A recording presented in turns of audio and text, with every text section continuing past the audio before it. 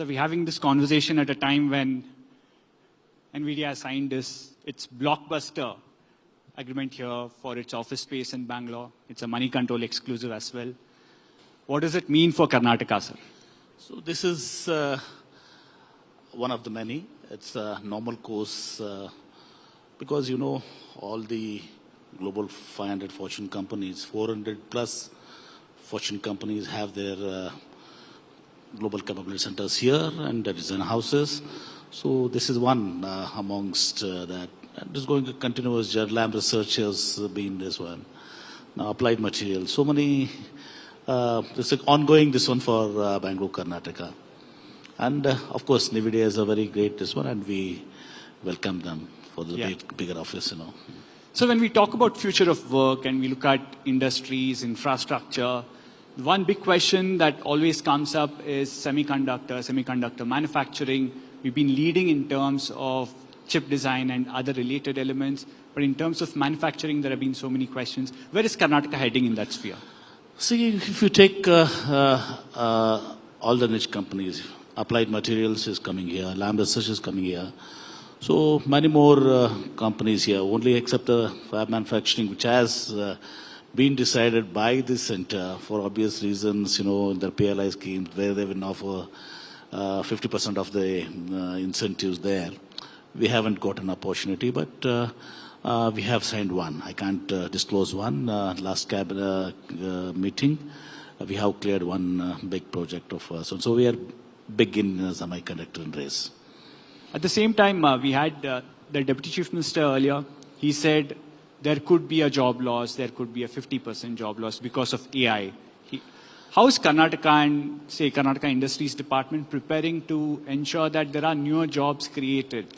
So naturally, of course, we are number one in service sector, IT. But now is the time that we all have to adopt to AI.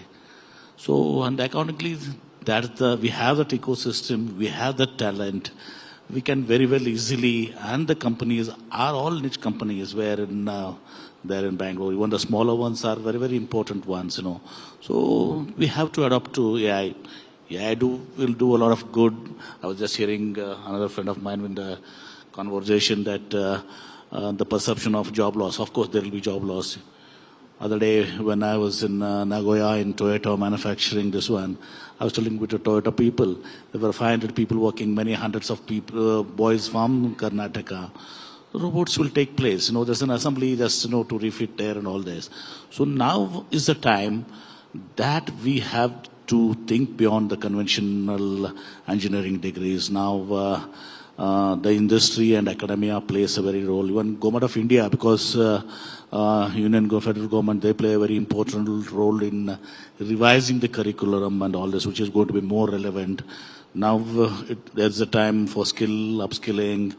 Diplomas will play a very important role. ITIs will play a very important role. And time is my personal opinion. Again, that the traditional 4 years degree and all this, in that conventional degree will no more be relevant. So it is the governments and the experts and the industry, everything to join hands and see what is going to be relevant. Because, tomorrow we don't know what is relevant today may not be relevant tomorrow. That's the time. This is a lot of disruptions are happening. So we have to, India as a country and including Karnataka, because Karnataka, as you know, we are pioneers in professional colleges. There was 3 decades before, an entire country from various states used to come in for their engineering, medicine, management, law, nursing, pharma, everything they used to come to Karnataka. Yes. Only the last 3 decades, Maharashtra, Tamil Nadu, Andhra, they have got equal number of colleges now. That's where a great talent was created. That's how our old companies like Infosys, Wipro, they emerged out of that, this one. Starting with Manipal as this one in now. So that's the history behind Karnataka. So we also have to take lead. We have the finest institutes, Indians of Science, we take all the engineering colleges, government as well as private. So Karnataka should take the lead and we will take a lead. One major learning from the Iran war is the usage of drones. and Karnataka has been at the forefront of aerospace. In fact, I don't know how many in this room know the drone that was used, Sky Striker, that was used in Operation Sindoor, got manufactured in Bengaluru. So we've been leading in that sphere. How is Karnataka planning to expand on that, sir? See, in aerospace, everyone has this one about Karnataka being the IT capital. Of course, we are the IT capital. But we are also number one in aerospace and defense. 65% of the nation's contributions come from Karnataka. You name Airbus, Boeing, Safra, Collins, everyone is here. So, and Acres, our own company from Belgaum, Arvind Medigari, you're doing a lot of supply components manufacturing for all these big aerospace companies. So we are at lead and we are keeping that lead and nobody can replace us. So many states are trying to pull one or two, but the ecosystem, the talent is for Bangalore and Karnataka. Not only Bangalore, even Hubli, Dharwad, Belgaum has emerging as a, because you know the aerospace park in Belgaum, private aerospace park of 400 acres by Arvind Medigari, the Acres company there. So that way we are number one. Machine tools, we are number one. ESDM, of course you know the Foxconn story. So with 20 million iPhones being manufactured here to $2.5 billion, this one. Now in the semiconductor, this one we have Lam Research, we have applied materials, all of this one. So it is Karnataka will be in lead. And now is a time with AI, then semiconductors, then robots, then robotics, then quantum computing. Of course, the data, this one, which we are now going to revise our own strategy on that. So Karnataka is always in forefront, you know. But then you have stiff competition. You have Andhra Pradesh, which has its own aerospace SEZ. They're calling companies to Madakasira, Anantapur, and various other places. It's not fair on my part to comment also, and because we had earlier version. See, just because we are so a state, you know, claims, you know, we are 100 kilometers from Bangalore airport. That's See, the selling point. what does it show? It shows the talent, the ecosystem of Bangalore. So no matter how much, particularly in aerospace and defense, it is very difficult to crack from Karnataka. Since you mentioned about Belgavi, let me talk about the demand to move manufacturing and other industries to tier 2, tier 3 towns, Mangalore, Mysore, Nanjangud, various other places. The government has been giving incentives, but is it really working in terms of on-ground job creation? Yeah, it's working. You know, if you take the semiconductor, most of this one, Chamarajanagar and Mysore is this one. So recently, NIDEC started this one in Dharwad. See, we have an industrial policy, the latest industrial policy, wherein incentives, if you go to Zone 1. Zone 1 is my state, my district, Vijaypur, Dharwad, Gulbarga, all those areas has much incentives. Then when you come to the Zone 2 has lesser incentive. Zone 1 when it comes to, Zone 3 when it comes to Bangalore and this one, there's lesser incentives. But in spite of that, see, ITs and all this, you know, they have been into this one, Bangalore, because of the city Bangalore. But beyond Bangalore also now we have added up to some backward regions. We have added a few more incentives of 3% and 5% based on the Nanjundappa committee report. And we are now coming up with a industrially backward districts, another policy for taking things beyond. And I'm very happy to share with you now in the recently held Global Investors Meet, out of the 10,27,000 crores investments which were committed, MOUs signed, we already realized more than 60% now. It was not on paper, it was on reality. That's been working on my team. So if you take out of that, almost 70% is beyond Bangalore. When I say beyond Bangalore, again around Bangalore, nearer to Bangalore, around Bangalore, 100 kilometers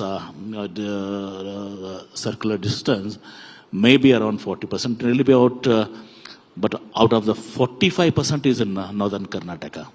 In the recently held Global Investors Meet. And recently, after Global Investors Meet also, we have signed nearly about 1.5 lakh crores of this one. We did a event last month. So that being the case, beyond Bangalore, is the need of the hour, because we cannot see everything being focused on Bangalore, but most of companies, when it comes to global for companies, Fortune companies, they prefer Bangalore. Although there are lesser incentives, and that's creating a land value is also huge, very high here in Bangalore compared to Andhra Pradesh, where they're offering for 1 rupee per acre and all this. So, in fact, that's a question I asked the Deputy Chief Minister. Is Pardon? it feasible, offering 1 acre per 1 rupee? We don't require that. So we are not that desperate or this one. We have enough with whatsoever being the, now we said about NVIDIA being signing for this one. Do you know how much they have signed for?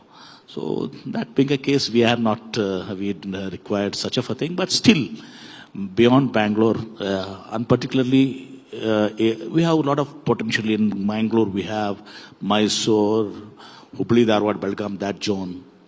So these are potentially areas wherein industries can prefer, because we have airports everywhere now. So, and the land value is cheaper, and of course the talent is there. If you take Hubli, Bangalore, there are engineering colleges, a lot of talent. Hubli, Dharwad, Belgaum has one of the finest institutions. So we are trying to push, and we're coming with one more this one. And in the last Global Investors Meet, 45% is from North Karnataka. Commitments from North Karnataka. And one comparison that's always drawn is how Tamil Nadu is much ahead when it comes to manufacturing, and Karnataka possibly not at the same level. So is it a problem that's happened over the last 2-3 decades, or what is Karnataka lacking? It has happened from last 3-4 decades, but now we have been catching up. Now we have catching up, and now we have. So you take electronics. You take Foxconn. 50,000 people working here. So all of this one now, electronics, aerospace and defense, machine tools, so many areas in manufacturing also. Now we are leading, and of course, I personally as a industry minister, I wanted to focus more on, not because of AI and all this. So we had a very important session called Utpadana Mantana, wherein more than 100 top one of the companies, either the CEOs or the president, they participated, and a roadmap. And we have been working on the roadmap, and 80% of what they have said is being implemented. At the same time, the other aspect that a lot of people are talking about is whether these companies are willing to move to tier 2, tier 3 cities. For example, you said many companies want to be in Bangalore. How do you convince them? One. Second, availability of resources, water, electricity, infrastructure. That's a huge concern even in Bangalore. So when you talk about infrastructure, there's any growing city. And Bangalore is one of the most dynamic cities in the world. So it happened so earlier when I told you about the entire country coming here, children coming here for education. They were welcome and still are welcome. And again, whenever with this IT companies, with the service sector going here, the children from various states come and work here. A 2-bedroom apartment, they buy a 2-bedroom apartment. Instead of renting out, they pay the EMIs, they have 2 cars. That's why we have more cars than Delhi and Mumbai and Bangalore. They are welcome, but this is a challenge, of course. And 100 people come in to Bangalore, out of which 5 people go out of Bangalore. That's the influx. So that being a case, and I'm not going away from responsibility. The Deputy Chief Minister was here. So I am heading the infrastructure development, because most of them PPP. So now with the metro, with the suburban railway, metro is doing very well. Now we have come up with a tunnel work, flyover, series of flyovers. This government is now trying to ease out.